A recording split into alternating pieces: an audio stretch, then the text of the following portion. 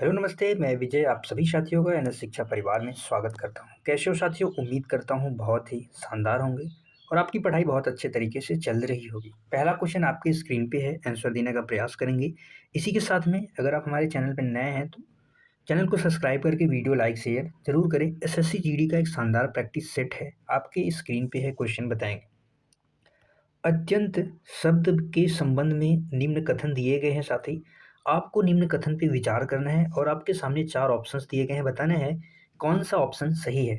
अत्यंत यह एक अव्यय है। क्या आपको बताना है कि अत्यंत एक अव्यय है? यह क्रिया विशेषण के रूप में प्रयुक्त होता है।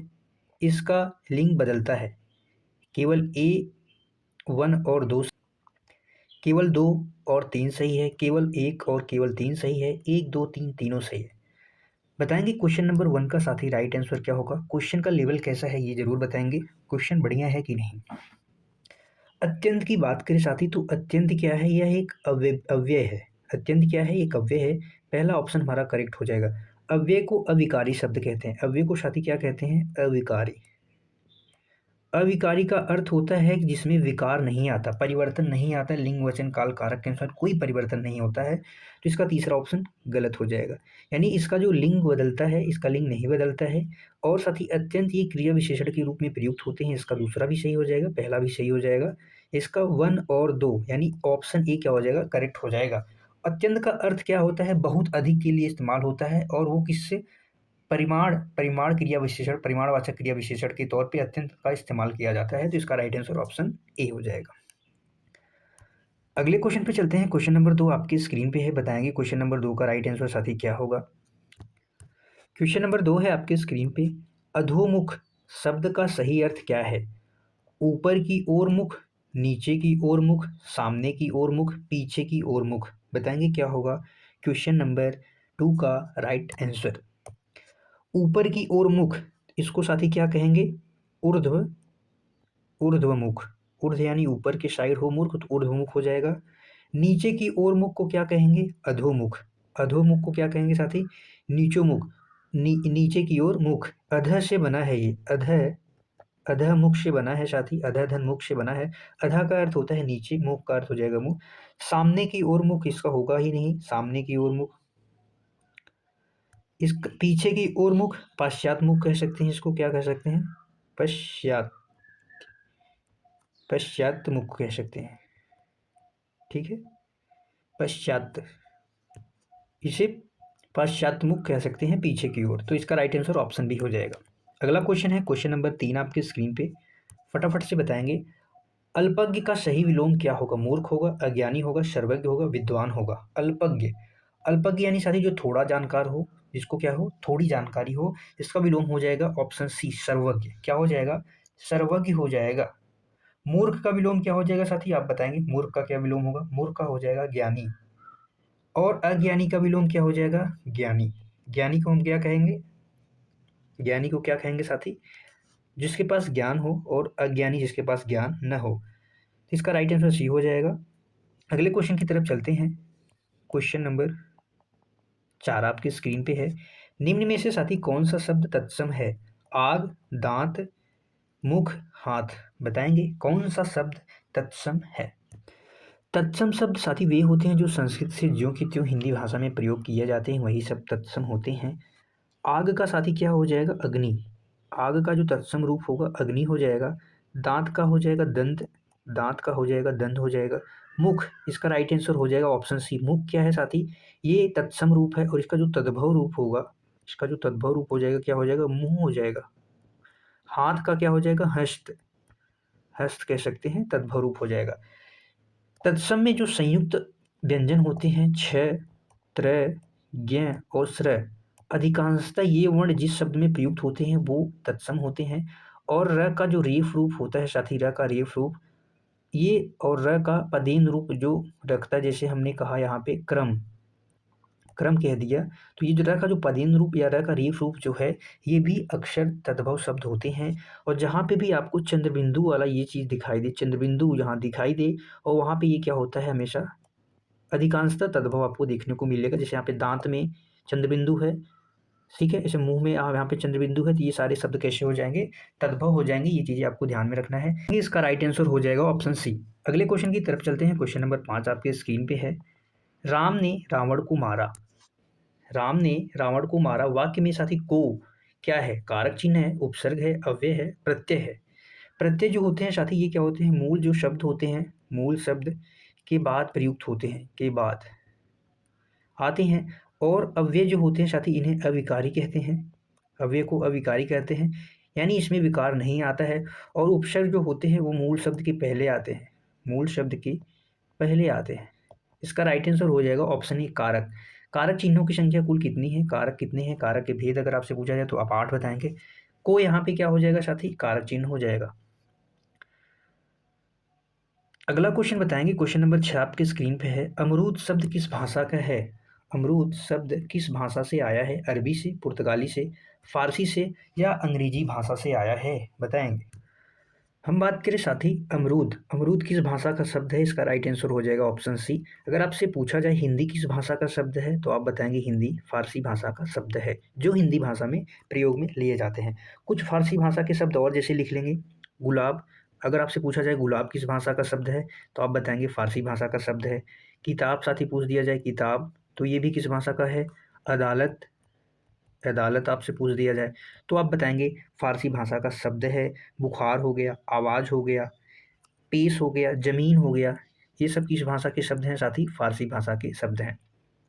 अंग्रेजी भाषा के शब्द जैसे स्कूल, स्कूल किस भाषा का शब्द है, अंग्रेजी भाषा का हो गया। समय या टाइम आप जो कहते हैं, समय या टाइम ये भी अंग्रेजी भाषा का शब्द है साथी। दोस्त, दोस्त या फ्रेंड आप जो कहते हैं।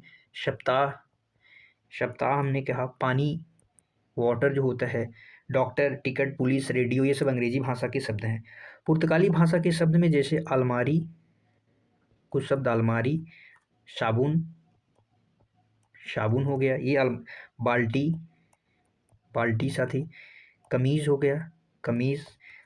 गोदाम, गमला, गोदाम, गमला। काजू, पिस्तौल, ये सब क्या हैं, पुर्तगाली भाषा के शब्द हैं।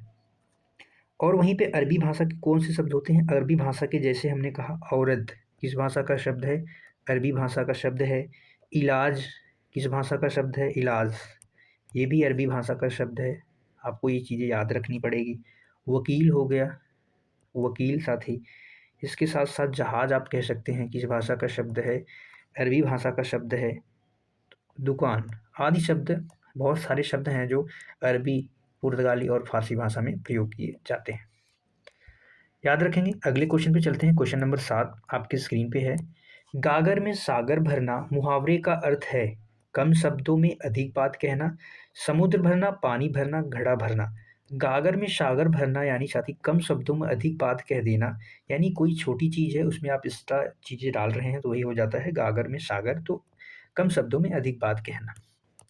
अगला क्वेश्चन है साथी आप बताएंगे लोकोक्ति का क्या अर्थ होता है, कविता होता है, कहानी होता है, लोक में प्रचलित कहावत या मुहावरा होता है, क्या होता है लोकोक्ति का अर्थ। तो इसका राइट आंसर न कविता होता है, न कहानी होता है, मुहावरा साथी अलग होता है। इसका राइट आंसर हो जाएगा ऑप्शन सी। लोक में प्रचलित जो कहावत होता है उसी को हम क्या कहते हैं, लोकोक्ति कहते हैं। अगला क्वेश्चन, क्वेश्चन नंबर 9 आपके स्क्रीन पे है, बताएंगे क्या होगा इसका राइट आंसर। किसी कार्य का, आपके सामने है, किसी कार्य का प्रारंभ होना एक शब्द क्या होगा, उद्भव या आरंभ या उत्पत्ति या प्रारंभ, क्या होता है किसी कार्य का प्रारंभ। प्रारंभ साथी क्या होता है, प्रारंभ होता है, जैसा कि प्रारंभ क्या होता है, प्रारंभ को आप क्या कह सकते हैं, इसका प्रयोग सामान्यतः किसी कार्य को विराम, जैसे कोई कार्य विराम हो गया है, आपने कार्य किया और उस रुक आप चुके हैं, उसके बाद पुनः आप प्रारंभ कर रहे हैं, यानी पुनः शुरू करना। एक प्रकार से कोई कार्य पहले से हो रहा है और आपने क्या किया, उसको विराम दे दिया, उसके बाद आप शुरू कर रहे हैं, तो उसको कहते हैं प्रारंभ, न कि किसी कार्य का प्रारंभ। उत्पत्ति क्या होता है, उत्पत्ति यानी जन्म या सृजन कह सकते हैं, जन्म या सृजन। किसी शब्द या किसी वस्तु के जन्म या सृजन के लिए प्रयोग किया जाता है उत्पत्ति। इसका राइट आंसर क्या हो जाएगा, आरंभ। आरंभ जो होता है साथी, जब कोई कार्य पहली पहली बार शुरू किया जाता है तो उसे आरंभ कहा जाता है, उसे क्या कहा जाता है, आरंभ कहा जाता है। यानी इसका भी शुरुआत होता है, इसका भी क्या होता है शुरुआत, इस प्रारंभ को भी शुरुआत कहते हैं। लेकिन जब कोई कार्य आप कर रहे हैं उसमें आपने उसको विराम दे दिया, उसके बाद शुरू कर रहे हैं तो इसको प्रारंभ कहते हैं। और आरंभ जो होता है जब कोई कार्य पहली बार शुरू किया जाए। उद्भव किसे कहते हैं, इस उद्भव को कहते हैं साथी क्या होना, प्रकट होना, एक प्रकार से कह सकते हैं प्रकट होना, प्रकट होना। ठीक है, इसका राइट आंसर ऑप्शन बी। अगला क्वेश्चन, क्वेश्चन नंबर 10 आपके स्क्रीन पे है। सज्जन शब्द में कौन सी संधि है, स्वर संधि है, व्यंजन संधि है, विसर्ग संधि है, दीर्घ संधि है। स्वर संधि के कितने भेद होते हैं, 5। स्वर संधि के कितने भेद होते हैं, 5। संधि के कितने भेद होते हैं अगर आपसे पूछा जाए तो संधि के आप 3 भेद बताएंगे, जिसमें पहला होता है स्वर संधि, व्यंजन संधि, तीसरा विसर्ग संधि होता है। सज्जन का हम संधि विच्छेद करेंगे तो क्या हो जाएगा साथी, सत धन जन, शत धन जन हो जाएगा। त के स्थान पे क्या हो जाता है, ज हो जाता है। इसका राइट आंसर हो जाएगा ऑप्शन बी, व्यंजन संधि। क्या हो जाएगा, व्यंजन संधि। अगले क्वेश्चन की तरफ चलते हैं। क्वेश्चन नंबर 11 आपके स्क्रीन पे है। यथाशक्ति में कौन सा समास है, अव्ययी भाव, तत्पुरुष, द्वंद्व समास, बहुव्रीहि समास। यथाशक्ति बहुव्रीहि समास में साथी अन्य पद प्रधान, अन्य पद प्रधान होता है, अन्य पद प्रधान। अन्य पद प्रधान जैसे आपने कहा साथी दशानन, दशानन हमने कहा दशानन, यानी 10 मुख है जिसके, 10 मुख किसके हैं साथी, अर्थात रावण के 10 मुख किसके पास है, रावण के पास है। आप कह सकते हैं चक्रपाणी, चक्रपाणी, चक्रपाणी चक्र है जिसके हाथ में, अर्थात विष्णु जी से संबंधित हो जाएगा। त्रिलोचन आप कह सकते हैं, त्रिलोचन, त्रिलोचन का अर्थ क्या होता है, 3 है लोचन यानी आंख जिसके, अर्थात शिव जी से आप कह सकते हैं, वहां पे बहुव्रीहि समास होता है। इसके बाद द्वंद्व समास में दोनों पद प्रधान, द्वंद्व समास में दोनों पद प्रधान, दोनों पद प्रधान जैसे सुख दुख, सुख दुख, सुख दुख हो गया। दिन रात आप कह सकते हैं, दिन रात। पाप पुण्य, पाप पुण्य आप कह सकते हैं, पाप पुण्य। तो वहाँ पे दोनों पद जहाँ पे प्रधान हो जाए वहाँ पे द्वंद्व समास होता है। और तत्पुरुष समास में साथी क्या होता है, इसमें कौन सा प्रधान होता है, इसमें कारक चिन्हों का लोप हो जाता है। किसका लोप होता है, कारक का, कारक चिन्हों का लोप होता है। जैसे कारक चिन्हों का लोप होता है, जैसे हमने कहा देशभक्ति, देशभक्ति। तो अब जब इसका समास विग्रह करेंगे तो क्या हो जाएगा, देश के लिए भक्ति, देश के लिए भक्ति। यहाँ पे के लिए कारक चिन्ह है जिसका क्या होता है, तत्पुरुष समास में लोप हो जाता है। इसका राइट आंसर हो जाएगा ऑप्शन ए, अव्ययी भाव समास। पहला पद अव्यय, यथा, इसका जब समास अलग करेंगे यथा धन शक्ति हो जाएगा। और यथा साथी यहाँ पे क्या है, अव्ययी भाव समास है। आप कह सकते हैं यथा शक्ति का समास विग्रह शक्ति के अनुसार, किसके अनुसार, शक्ति के अनुसार। इसमें पहला पद प्रधान होता है, यानी पहला पद प्रधान होता है या अव्यय होता है। आप प्रतिदिन कह सकते हैं, प्रतिदिन, प्रतिदिन में कौन सा समास होगा, अव्ययी भाव समास होगा। आजीवन कह सकते हैं साथी आप, आजीवन में कौन सा समास होगा, अव्ययी भाव समास होगा।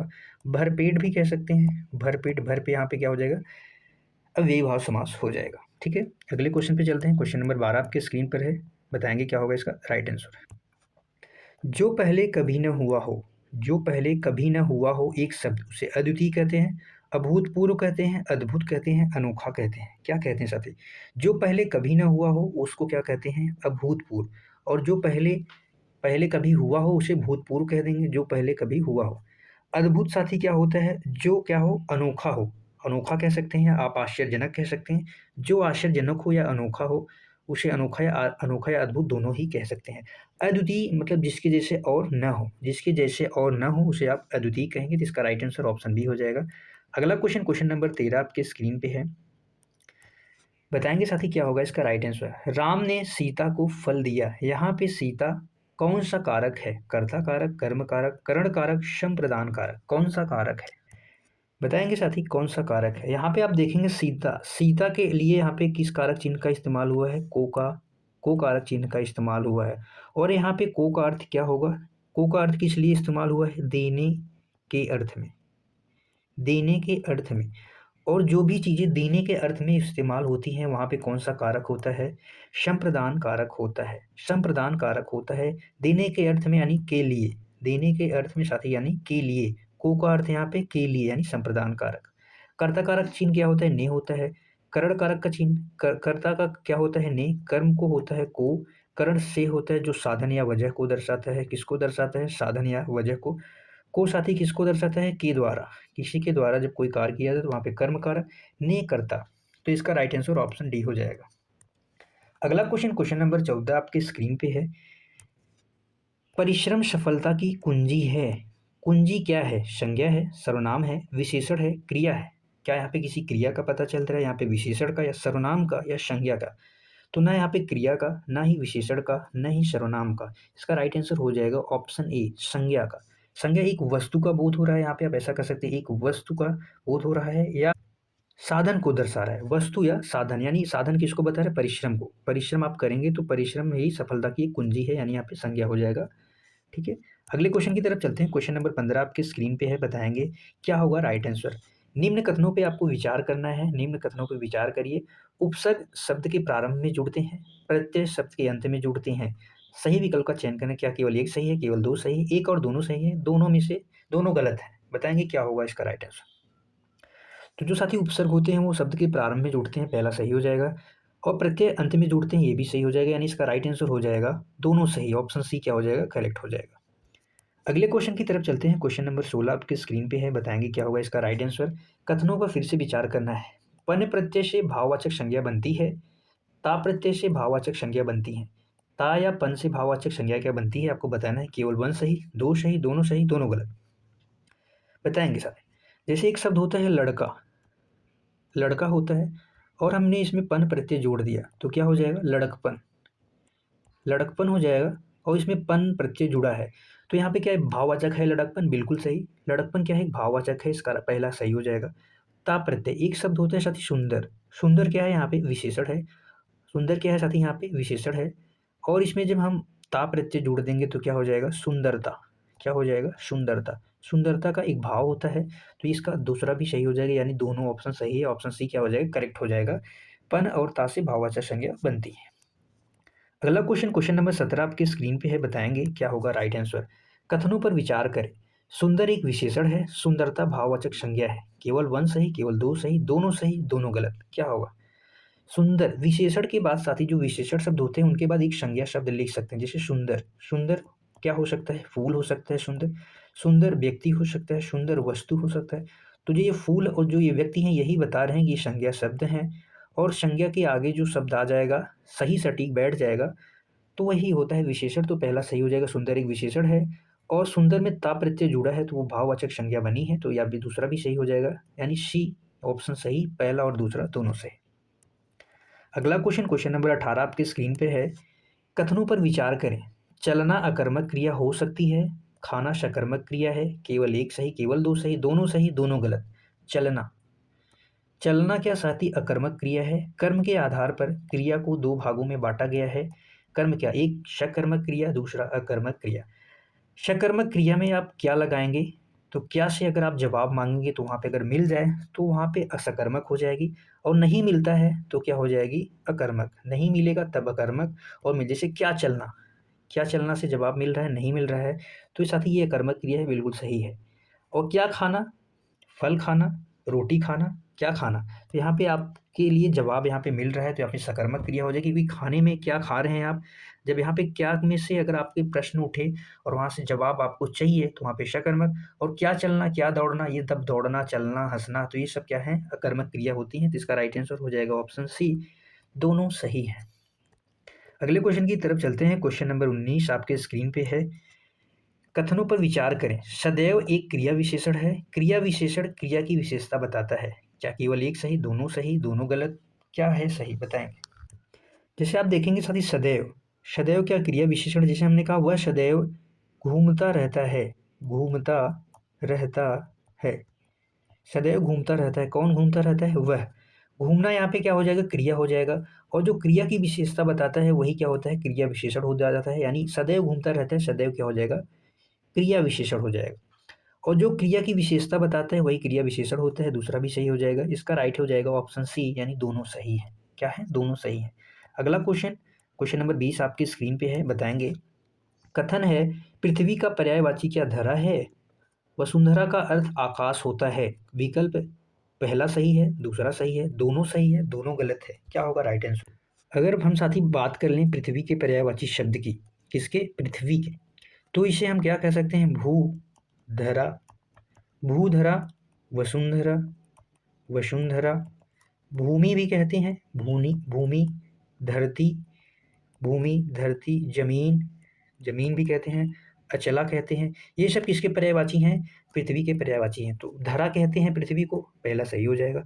वसुंधरा आकाश को नहीं कहते साथी, किसको कहते हैं? पृथ्वी को कहते हैं। तो दूसरा ऑप्शन यहाँ पे गलत हो जाएगा। केवल ए सही, केवल पहला सही हो जाएगा। आकाश को साथी क्या कहते हैं? नभ कहते हैं। आकाश को नभ कहते हैं। गगन, गगन भी कहते हैं। नभ कहते हैं, गगन कहते हैं, व्योम कहते हैं, व्योम कह देते हैं, आसमान कह देते हैं, अंबर कह देते हैं। तो ये सब आकाश के पर्यायवाची हैं। तो इसका राइट आंसर ऑप्शन ए हो जाएगा। ठीक है, आज के लिए बस इतना ही था साथी। 20 क्वेश्चन थे हमारे, बताएंगे आज के क्वेश्चंस कहते थे कैसे थे। क्लास को अंत तक देखने के लिए आप सभी साथियों का तहे दिल से धन्यवाद है। फिर मिलेंगे एक शानदार जानदार प्रैक्टिस सेट के साथ। ये हमारा टेलीग्राम चैनल है, आप इसको ज्वाइन कर सकते हैं। यहाँ पे डेली ये क्लासेस वहाँ पे आपको शेयर करती मिल जाती हैं, वहाँ पे ढेर सारे पोल वगैरह मिलते हैं। इसी के साथ में फिर मिलेंगे अगली क्लास में, तब तक के लिए bye bye. Thank you so much. जय हिंद साथियों।